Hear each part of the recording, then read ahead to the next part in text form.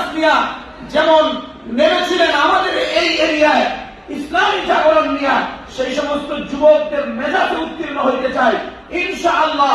এই এরিয়া নয়, দিনাজপুর নয়, রংপুর নয়, সারা বাংলাদেশ থেকে নাস্তিকের মতটা বিদায় দিতে পারতে হবে। এটার উপরে আমাদের শপথ গ্রহণ করতে হবে।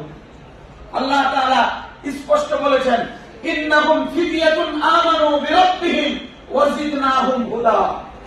মাত্র যুবক 7 জন যুবক এরা পরামর্শ করে একত্রিত হয় নাই, একজন করে ওই চৌরাস্তায় গাছের নিচে জমা হয়েছিল, একজন করে। সবাই পরামর্শ করার সময় পায় নাই, বসে মিটিং করার সময় পায় নাই, সবাই একত্রিত হয়ে জাগরণ তৈরি করবে সেটার সময় পায় নাই। কি একজন করে একত্রিত হয়েছিল, কিন্তু প্রত্যেকের মেজাজে ছিল যে এই কুফরি মতবাদ মানি না, এই শিরকি আমরা গ্রহণ করতে রাজি নয়, আমরা কোন মূর্তির পূজা করতে রাজি নয়, আগুনকে পূজা করতে রাজি নয়। এমন করে মেলাকে বর্জন করে, কুফরিকে বর্জন করে, তাগুতকে বর্জন করে এরা চৌরাস্তায় গাছের নিচে একত্রিত হয়েছে। প্রথমে একজন গেছে, তারপরে আরেকজন গেছে, তারপরে আরেকজন গেছে, এমন করতে করতে 7 জন গেছে। কোরআনের আলোচনা পরে 8 নম্বর কুকুরে গেছে। এই জায়গায় একত্রিত হয়েছে, কেউ কথা বলে না, চুপচাপ। কথা বললেই সরকারি কোন আমরা জেনে ফেলে কিনা, আর তারা আমাদেরকে গ্রেফতার করে নিয়ে যায় কিনা, এই রকমের ভয় দিয়েছিল না।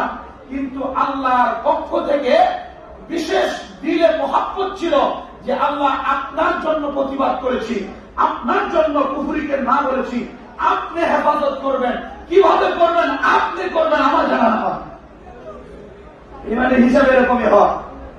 ইমানি চেতনা নিয়ে যে সামনে আগায় তাদের হিসাবটা এইরকমই হয়। কিন্তু আমরা ইমানি চেতনা নিয়ে আগাইতে বাধা হয়ে যায়, আমাদের সমস্যা হয়ে যায়। সমস্যা হয়ে যায় এই জন্যই যে আমি কোরআন সহি করে পড়তে পারি না, কোরআনই দিক নির্দেশনা সহি করে আমার জানা নাই। তো কেউ নারায় তাকবীর দিল, আমি দৌড় দিলাম, তো কিছুক্ষণ পর এটা বাধা হয়ে যায়। কথা কোন ঠিক না ঠিক? আমাদের সমস্যাটা তো এরকমই সমস্যা আমাদের বাংলাদেশে দেখা যায়। বাস কেউ কোনো কিছু করলো, বাধা দিল আর থেমে গেল। কিন্তু কোন ফিলিস্তিনিকে আপনি দেখবেন না যে কোন তৌহিদের ঝান্ডা নিয়ে সামনে আগাইছে, পিছিয়ে আসছে। কোন তালেবানকে দেখবেন না, কোন কওমি মাদ্রাসার আলেমকে দেখবেন না হকের ঝান্ডা নিয়ে সামনে আগাবে, পিছপা হতে দেখবেন না। আমাদের এইরকম প্রমাণ আমার বাংলার জমিনে হাজার আলেম দিয়েছে, কোরআনের আওয়াজ নিয়ে সামনে গিয়েছে, এক মুহূর্তের জন্য পিছিয়ে আসতে বাধ্য হয় না। এটা তো হকের আওয়াজ। এই হকের আওয়াজকে থামানোর কোন ক্ষমতা এ পর্যন্ত বাংলার জমিনে কারো এ পর্যন্ত হয় নাই। ছিল অল্প একটু, কিন্তু এই লাঠি নাই, কিচ্ছু নাই। আপনাদের মতো কয়েকজন লোক কলেজে এখন আওয়াজ দিছে, ফালাইতে বাধ্য হয়েছে। কথা কোন ঠিক না ঠিক?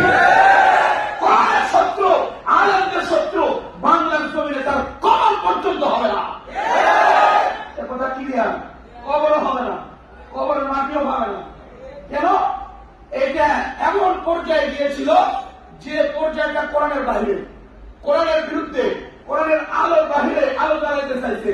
এই জন্য এর দশা। এই জন্য আপনাদেরকে অনুরোধ করবো, কোরআনই পুরা জিন্দেগি যাপন করার জন্য এখনই আপনি ওয়াদাবদ্ধ হন।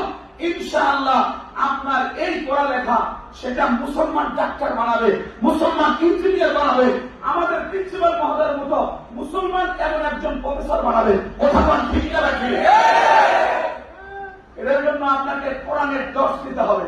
সুবর্ণ সুযোগ এখন আমাদের এই জায়গায় কোরআনের দর্শ হয়, আরো বিভিন্ন জায়গায় হয়। আর যদি তাফসীর নিতে হয় তাহলে আমাদের এই বালুরডাঙ্গা দোতলা মসজিদে এই যে মাহতাবুল স্যার আমাদের ওখানে বসে, আমরা ওখানে তাফসীর করি, তাহলে তাফসীর নিতে পারবেন। কোরআনের সহিহ তেলাওয়াত হয়ে গেলে তাফসীর ওখান থেকে নিতে পারবেন ইনশাআল্লাহ। এই চেতনা নিয়ে সামনের দিক আগান। আমরা চাই আমাদের এই স্বতন্ত্র রাষ্ট্র, সার্বভৌমত্ব, কোন শগুন, কোন শ্রীগাল, কোন কাউয়া আমার এ দেশের সার্বভৌমত্ব নষ্ট করার পায়তারা করলে তাকে রুখে দিব। এটা একমাত্র সম্ভব এটা যুবক মুসলমান নিয়ে, মুসলমান যুবক নিয়ে এটা সম্ভব। যদি মুসলমান যুবক না হয় তাহলে ওকে দিয়ে আগানো সম্ভব নয়। কথা কোন ঠিক না?